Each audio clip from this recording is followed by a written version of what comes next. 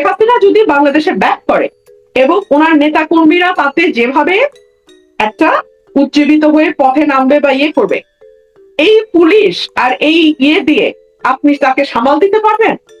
আপনি তো মাইনাস আওয়ামী লীগই দেশ সামলাইতে পারতেছেন না, আইন শৃঙ্খলা সামলাইতে পারতেছেন না, কোনো কিছুই সামলাইতে পারতেছেন না। তো প্লাস আওয়ামী লীগ যখন মাঠে বিরোধী দল হিসেবে থাকবে, অবস্থা কি দাঁড়াবে আপনি একটু মানুষ পটে কল্পনা করেন তো। শেখ হাসিনা এবং যার রাজনৈতিক অভিজ্ঞতা আপনার আমার চেয়ে কয়েক গুণ বেশি, রাষ্ট্র পরিচালনার অভিজ্ঞতা, বিরোধী দলে থাকার অভিজ্ঞতা, সরকারি দলও না বিরোধী দলও না মাঠের বিরোধী দল হিসেবে অভিজ্ঞতা, 46 ইয়ার্স এর যে হিস্ট্রি তার নিজের, সকল কিছুর বিবেচনায় কোনো কেউ যদি নাও আসে, শেখ হাসিনার সম্ভবত আমার যেটা হিসাব যে উনি হয়তো আসবেন।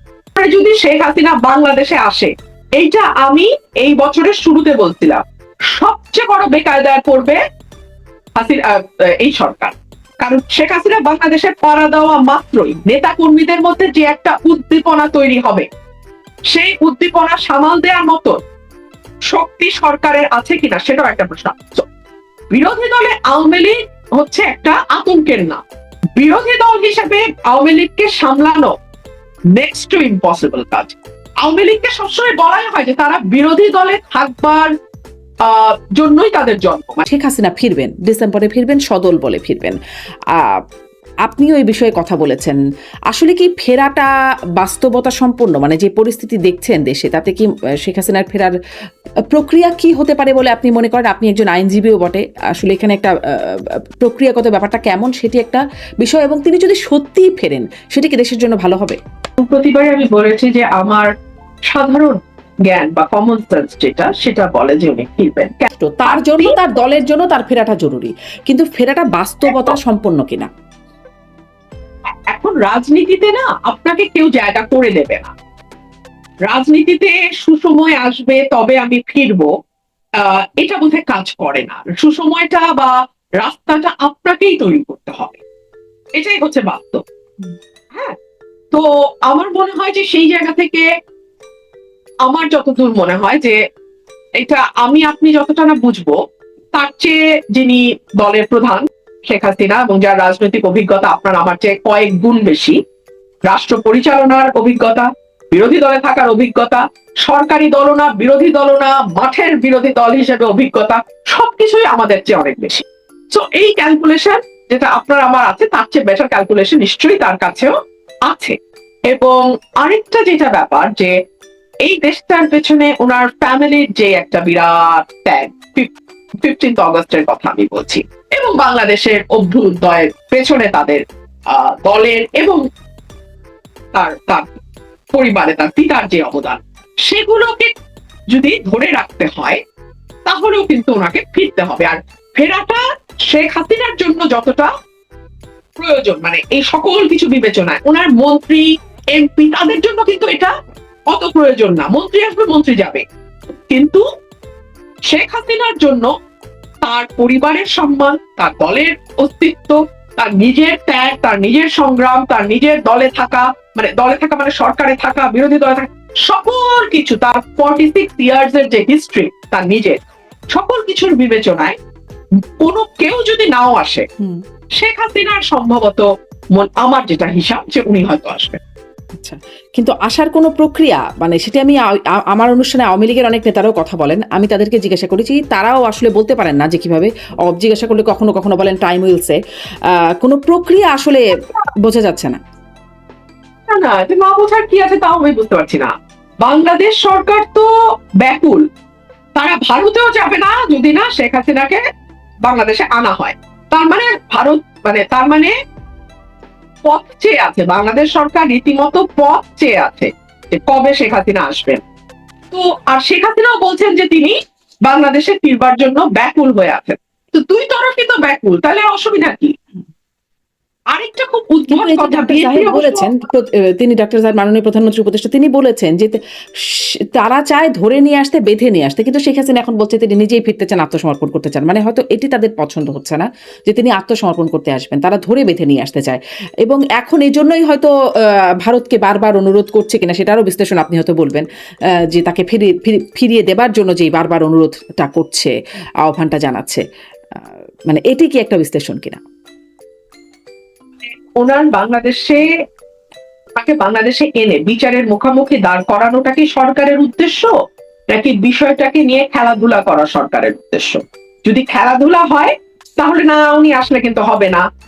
ভারতকে নিয়ে আসতে হবে, বেঁধে নিয়ে আসতে হবে, প্লেনে দাঁড় করিয়ে নিয়ে আসতে হবে। ফার্স্ট ক্লাসে আনলে হবে না, ইকোনমি ক্লাসে আনতে হবে। ইকোনমি ক্লাসে আনলে হবে না, প্লেনের লেজে বসিয়ে আনতে হবে। মানে ইত্যাদি ইত্যাদি নাটক করাই যায়। মানে এখন আপনার উদ্দেশ্য নাটক করা হলে তো আমি সারা দিন নাটক করবেন। যেমন ধরেন, আমি একটা টক শোতে বলেছিলাম যে 5 জন ভালো সংস্কৃতি কর্মীর নাম বলেন যারা বিএনপি করে। 5 জন ভালো গায়কের নাম বলেন, রবীন্দ্রসঙ্গীত শিল্পীর নাম বলেন যারা বিএনপি করে। 5 জন ভালো নজরুল সঙ্গীত গায়ে বিএনপি করে, নাম বলেন। 5 জন ভালো নৃত্য শিল্পীর নাম বলেন। 5 জন ভালো অভিনেতার নাম বলেন। 5 জন ভালো কবির নাম বলেন। 5 জন ভালো লেখকের নাম বলেন। 5 জন ভালো সাংবাদিকের নাম বলেন।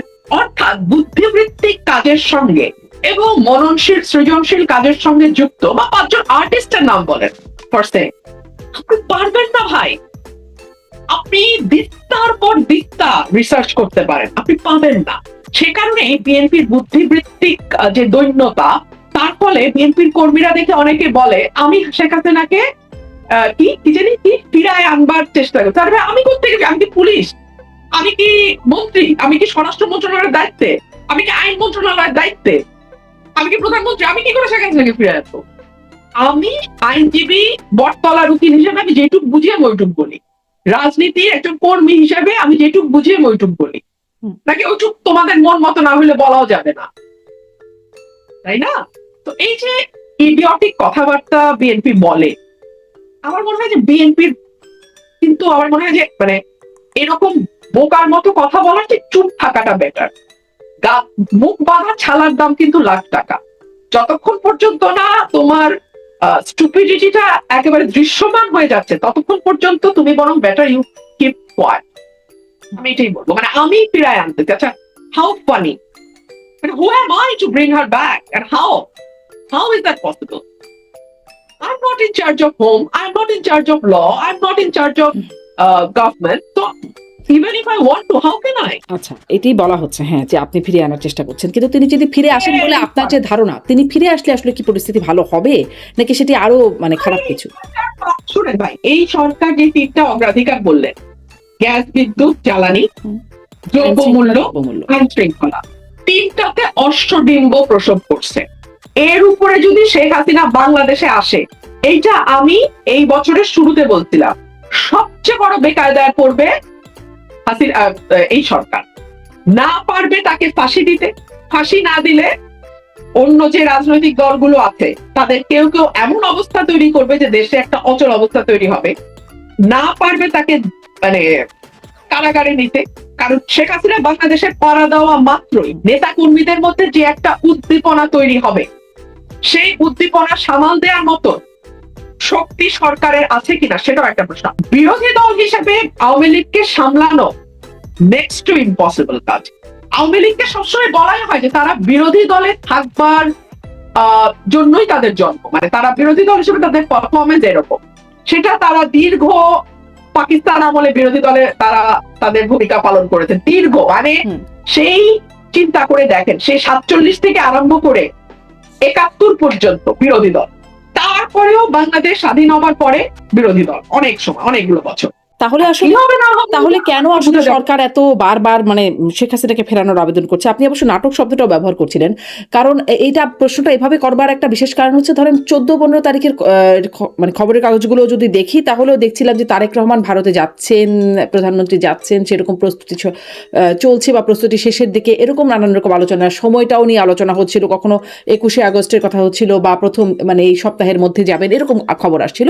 তারপরে দেখা গেল যে এনসিপির নেতারা নাহিদ ইসলাম, আসিফ মাহমুদ, সজীব ভুঁইয়ারা, তারা বেশ শক্ত ভাষায় বললেন যে তিনি যেতে পারবেন না, গেলে দেশের মানুষের সাথে গাদ্দারি হবে, এরকম কথা বললেন। এবং তারপরে দেখা গেল আসলে পররাষ্ট্র মন্ত্রণালয় থেকেও বলা হচ্ছে যে তারেক রহমান যাবেন, কিন্তু তার জন্য শর্ত হচ্ছে শেখ হাসিনাকে ফিরিয়ে দিতে হবে, মানে সহায়ক পরিস্থিতি হলে তিনি যাবেন, এরকম একটা কথা বলা হলো। আসলে তিনি ভারতে যাবেন, ভারতে যাওয়ার জন্য শর্ত কি আসলেই শেখ হাসিনা ফিরিয়ে দেওয়া? শেখ হাসিনাকে ফিরিয়ে দেওয়ার ব্যাপারে এত জোর তাহলে কেন দিচ্ছেন? আপনি যে বিশ্লেষণটা দিলেন সেটি তো তারাও জানেন, তারাও বোঝেন। এই বিষয়ে তারেক রহমান সাহেব আমার সাথে আলাপ করেন নাই। তো ওনার মনের ভিতরে কি আছে এটা একমাত্র উনি জানবেন, ওনার কাছের ব্যক্তিরা জানবেন, আমি জানি না। আমি একজন অবজারভার হিসেবে আমি যা দেখি আমি আপনাকে তাই বললাম। আমার ক্যালকুলেশনে যদি একটা শর্ত দেয়া হয় ভারতে যাওয়ার, সেটা হচ্ছে কোনোভাবেই যেন শেখ হাসিনা বাংলাদেশে আসতে না পারে, এইটুকুই বললাম। আচ্ছা। শোনেন, তারেক রহমান সাহেব 17 বছর এক্সাইল ছিলেন লন্ডনে, শেখ হাসিনা যান নাই লন্ডনে। উনি কি এগুলা তাল বাহানা করছেন তারেককে ফেরত না দিলে লন্ডন যাব না? এইসব বাহানা আমার কাছে ভাই বাহানা, আর গুজ্জ কথা আমার সাথে কেউ শেয়ার করে নাই, তো আমি জানি না। তাহলে কি আপনার কি মনে হয়, বা যদি এটাও কি কোনো জানেন কিনা, তারেক রহমান কি যাচ্ছেন ভারতে? ভারতে যাচ্ছেন? আমার কি মনে হয় আমি বলে দিলাম, না। যদি ভারত হ্যাঁ, ভারতে যাচ্ছেন একদম কিনা? হয় যে কোনোভাবেই শেখ হাসিনাকে ভারত আসতেই দিবে না, শেখ হাসিনা প্লেনে চললেও ভারত প্লেন থেকে টেনে শেখ হাসিনাকে নামায় রাখবে, তাহলেই কেবলমাত্র সম্ভবত বাংলাদেশ সরকার ভারত সফরে যাবে। আচ্ছা আচ্ছা। ভাই শুনেন শুনেন শুনেন হ্যাঁ। ভাই শুনেন, ধরলাম শেখ হাসিনার কাছে পাসপোর্ট নাই, সরকার can issue a travel pass now at this moment. And Sheikh Hasina, if she really wants to come back, she can come back tomorrow. That's all I can understand. Rest, আপনারা চিন্তা করে বলেন, চিন্তা করে নিজেদের উত্তর নিজেরা খুঁজেন। এখন তারেক রহমান যাবেন কিনা, আপনার এই বিষয়ে আপনার মানে বিশ্লেষণ কি? জানি না। আচ্ছা, এইটা আমি আওয়ামী লীগের সময় দেখেছি, and I'm now seeing the continuation of that old story.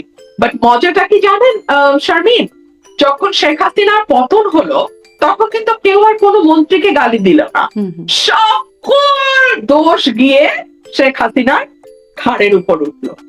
হ্যাঁ, এত বছর উনি ফেরেশতা, এখন one and only দুষ্ট person became Sheikh Hasina after 5th August, তাই না? তো আমি খালি এই সরকারকে ওটুকুই মাথায় রাখতে বলবো, হ্যাঁ, যে আপনারা কোনো তেলবাজিতে না গা ভাসায় দিয়েন না, কারণ এটা যখন ব্যাকফায়ার করে তখন ওই সরকার প্রধানের উপরে পুরা গুলিটা চলে যায়, তখন কিন্তু আর আপনার পারিষদ চাটুকার এখন যাদেরকে শুভানুধ্যায়ী দেখবেন তাদেরকে কিন্তু কেউ বকবে না, তখন স্ট্রেইট অ্যাওয়ে যারা আজকে 100 টাকার খাবার নিয়ে উচ্ছ্বাস করছেন, যারা আজকে 200 টাকার শার্টকে সেলিব্রেট করছেন, যারা আজকে সাধারণ জীবনযাপন কে একেবারে বড়ভাবে উদযাপন করছেন, তারা সেকেন্ডে কিন্তু গুলিটা আপনার দিকে তাক করবে। সো আমি এইটুকুই বলবো যে 5th August থেকে শিখেন, তাই না? আপনি মানে ফেরেশতা আর ডেভিলের মধ্যে এক রাতের ডিফারেন্স, এক রাতের মধ্যে। যেটা আমি ইয়েকে দেখেছিলাম, শেখ রেহানা তাদের যে অটোবায়োগ্রাফি, দুই মানে শেখ হাসিনা শেখ রেহানা যে করেছিলেন একটা সিনেমা, ইয়ে আপনি নামটা যদি বলেন, আমি ভুলে গেছি নামটা, মনে পড়ছে না, এরকম একটা মুভি, ডটার স্টেল, অ্যাবসলিউটলি ডটার স্টেলে বলেছিলেন যে 15ই অগস্টে আগের রাত মানে 14ই অগস্টে ওনারা যখন দেশের বাইরে ক্যান্ডেল লাইট ডিনার করছেন এবং 15ই অগস্ট যখন বঙ্গবন্ধু সপরিবারে নিহত হন, পরের দিন যে ওই বাড়িতেই তাদেরকে কি ব্যবহারের মুখোমুখি হতে হয়েছে এটা উনি নিজের মুখে বলেছেন। তো মানে ক্ষমতায় যারা থাকেন তাদের কিন্তু দিন আর রাত আকাশ পাতাল হয়ে যেতে পারে, আমি জাস্ট এটুকুই বলতে চাই। আপনি যখন বিএনপিতে ছিলেন তখনও বিএনপি সম্পর্কে আপনার কাছে অনেক প্রশ্ন করতাম, আপনি বিএনপিকে নানানভাবে ডিফেন্ড করতেন বিভিন্ন ক্ষেত্রে, এখন আপনি বেশ কড়া সমালোচনাও করেন, মানে একটা সমালোচনা আপনাকে নিয়ে হয় বা আলোচনাও বলতে পারেন যে আপনি তো বিএনপি, এই রুমিন ফারহানাকে বিএনপি তৈরি করেছে, বিএনপি এনেছে এই রুমিন ফারহানাকে, সেখানে এখন আপনি বিএনপির সমালোচনা করেন, মানে বিএনপি আপনাকে রুমিন ফারহানা বানিয়েছে, এই প্রসঙ্গে আপনি কি বলবেন? আর বিএনপি রুমিন ফারহানা এখন যখন স্বার্থ পেল না তখন বিএনপি সমালোচনা শুরু করলো। আচ্ছা, দুটো প্রশ্ন দুই ধাপে আসি, আমাকে একটু সময় দেন শারমিন, আমি এলাবোরেট করি কারণ এই কথাটা খুব শুনতে হয় তোমাকে। আচ্ছা, যখন স্বার্থ পেল না, স্বার্থটা আমি পেলাম না হচ্ছে আমাদের নভেম্বরের শেষে বা ডিসেম্বরে আমাদের বোধহয় মনোনয়ন ঘোষণা হলো, তাই না? ফেব্রুয়ারিতে ইলেকশন, ওই নভেম্বর ডিসেম্বরের মধ্যে।